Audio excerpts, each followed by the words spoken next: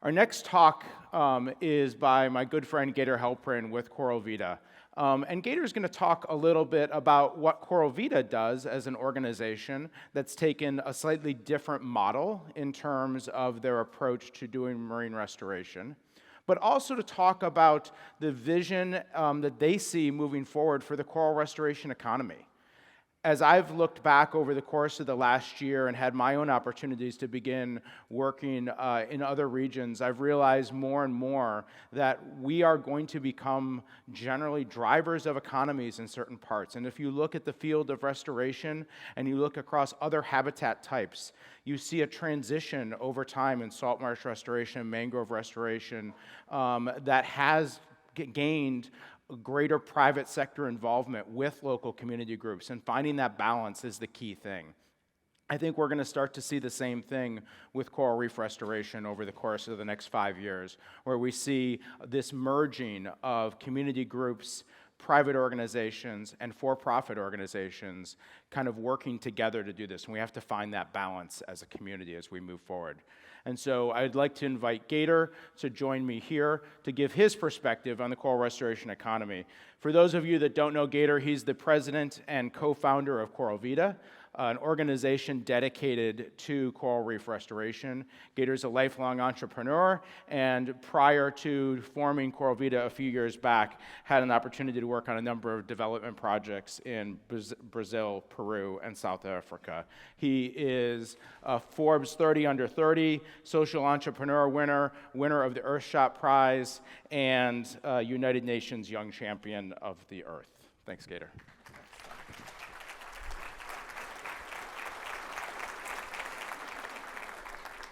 Thanks, Tom, and really thanks to the whole Reef Futures team. I know it's been a scramble for you guys with everything going on over the last few days, and from my perspective, and I think shared throughout the audience, it's gone really smooth.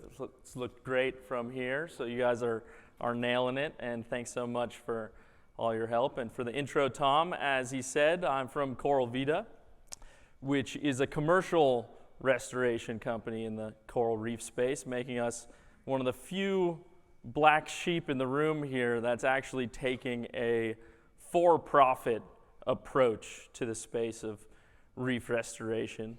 And for those of you who, going to the next slide if I can. For those of you who haven't had a chance to follow our work, I would love to invite you to the Bahamas, where we have a coral farm set up that's pretty similar to what you guys have seen at different ex-situ facilities around the world. We're in Freeport, Grand Bahama, and would love to show you around. We have a raceway set up where we're incorporating a lot of the techniques you'll hear about this week from different scientists, like microfragmenting, pioneered by Dave Vaughn and the team at Moat. We have one of Michael Sweet and Jamie Craggs' spawning systems.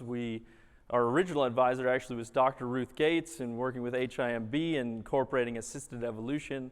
We're trying to incorporate as many of the different methodologies of reef restoration as we can in a scalable production type fashion. So we like to think of our coral farms more like coral factories and try to take that mindset into the field of reef restoration. But I'm not here today to talk to you about how we restore reefs. I'm here to talk to you about how we make money restoring reefs. And so we do that through developing this commercial model, which really has two main revenue streams. The first pillar is one you'll all be pretty familiar with, is ecotourism. So we set up our farms like ecotourism attractions, and we try to make them world-class ecotourism attractions. We take lessons learned from the aquarium industry, and we go and see how other tourism operations that have nothing to do with environmental science, but just regular standard tourism operations work with cruise lines and generate profit. And we set up our farms in that fashion. So in the Bahamas where we work with a lot of cruise ships. They come through, they have tours through our facility. We have the cafe, we have the gift shop, and we're able to make a base foundational level of revenue that allows us to operate our farms year after year. It has the added benefit that our farms are also set up in a way that's really engaging for local communities, which is another big part of our model. We have school groups that regularly come through and have these educational experiences trying to build more stewardship and knowledge about reefs in the local communities. But it also provides that revenue we need in order to establish these coral farms while we work on the longer sales cycle of the more exciting, more scalable revenue stream, which is the second main pillar, being selling the service of reef restoration to the range of stakeholders that benefit from having a healthy reef. And so really the difference is just how we approach these conversations. And we go to developers, we go to hotels, we go to cruise lines, governments, port authorities, and instead of trying to find their CSR department or trying to find a grant philanthropic funding, we go directly to the decision makers who are thinking about investments in infrastructure, who are thinking about guest attractions.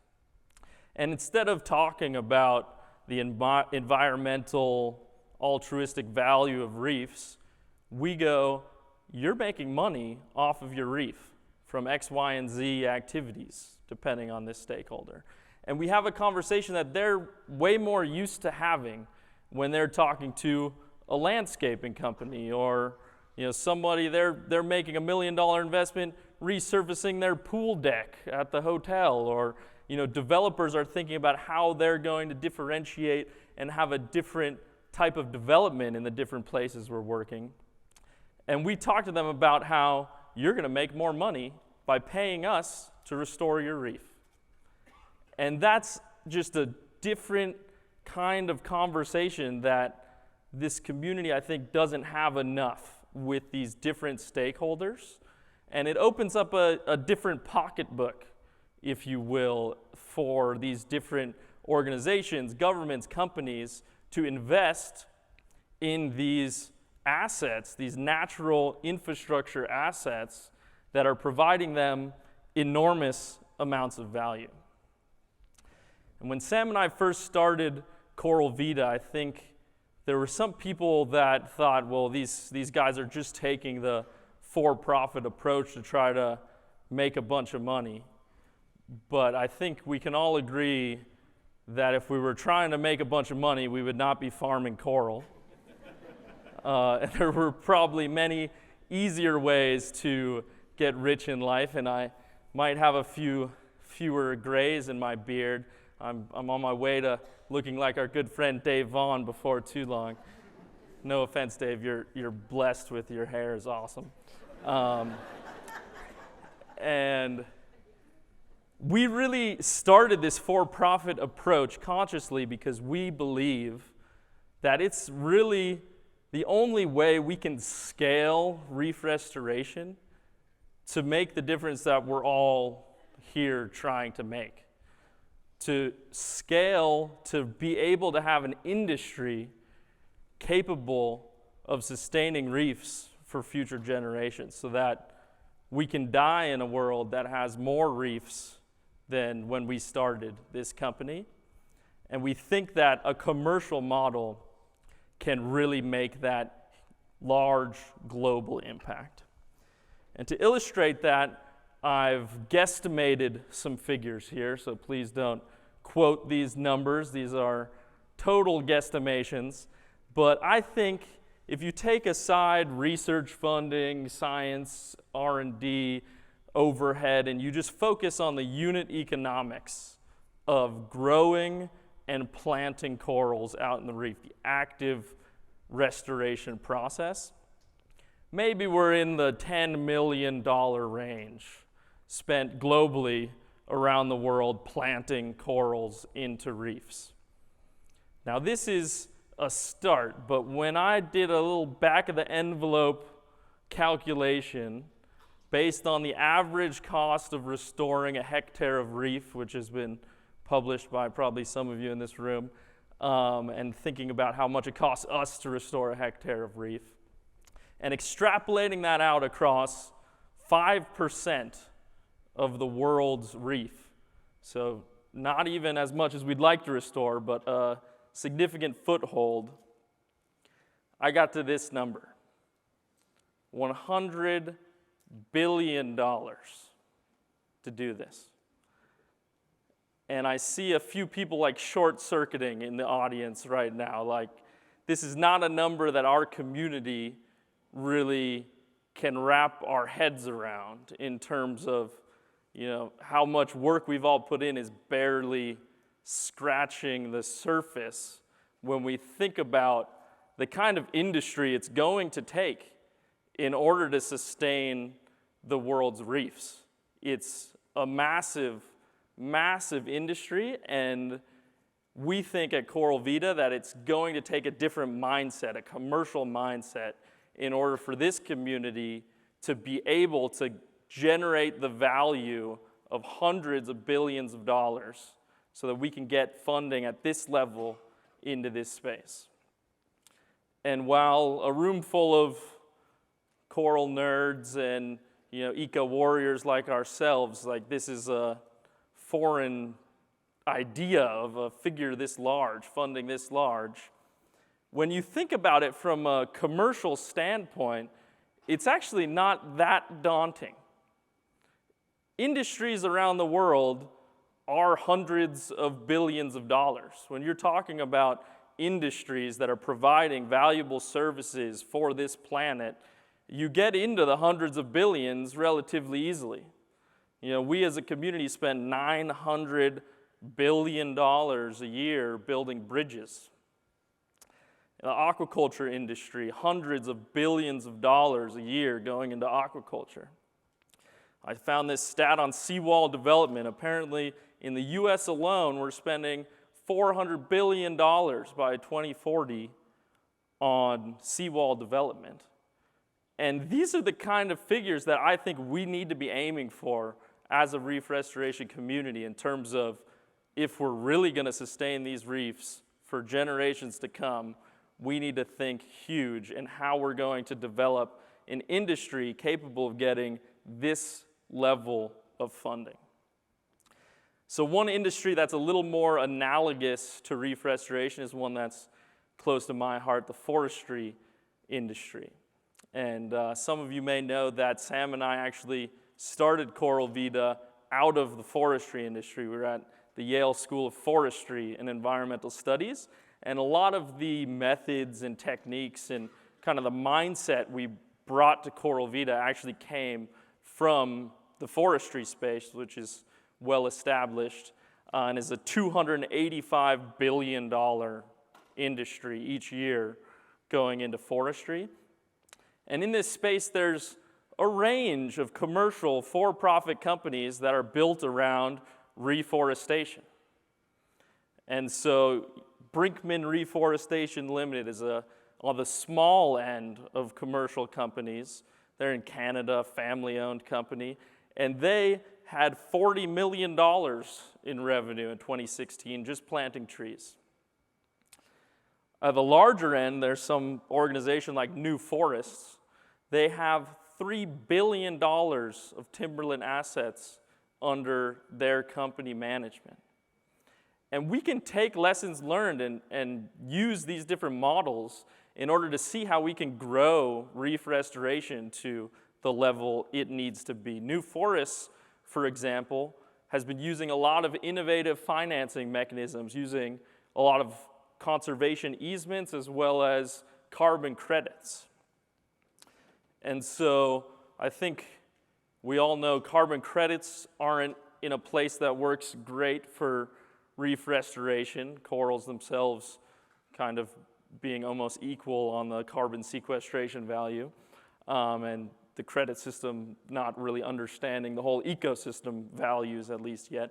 But there's other credit systems that are evolving that can help jumpstart this industry to the scale we're looking to go to, including things like biodiversity credits and resilience credits that some folks here in the audience are starting to pioneer.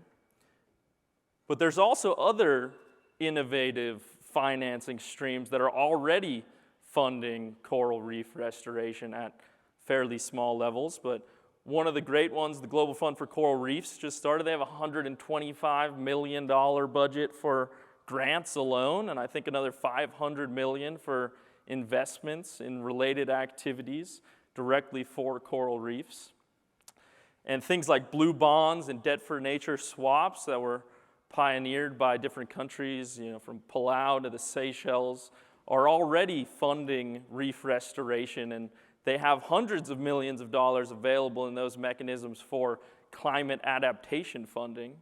And as our industry develops and as more service providers can be in these conversations, we can access those funds. I think a lot of us know about the coral reef insurance. Some people in the room helped set up the program in Mexico that's now being scaled to other parts of the world that also provides funding for this space and can really open the doors towards a new mindset, a new industry of reef restoration. And really what I'm talking about here is a restoration economy. So I wanted to read this quote, which is from The Business of Planting Trees, which is a report that was put out from TNC and WRI. The restoration economy is at the takeoff stage. New business models are emerging, technology is advancing, and governments are showing political will. And while it came from the business of planting trees, this was about the restoration economy in general, across different ecosystems. And I think the same is true for coral reefs and the business of planting corals. And so if you want to come and help plant corals with us and establish this industry at Coral Vita, shameless plug, we'd love to hire you. We are hiring. We have a number of jobs open, including a Director of Restoration Science position, which I think many people in the audience would be great candidates for. So if you're interested, please come find me this week or send an email to jobs@coralvita.co. And really would love to collaborate and work with as many of you as possible to help kickstart this restoration economy and grow the space of reef restoration for us all so that we can reach the goal we're all here to do and to keep reefs alive for generations to come. Thanks.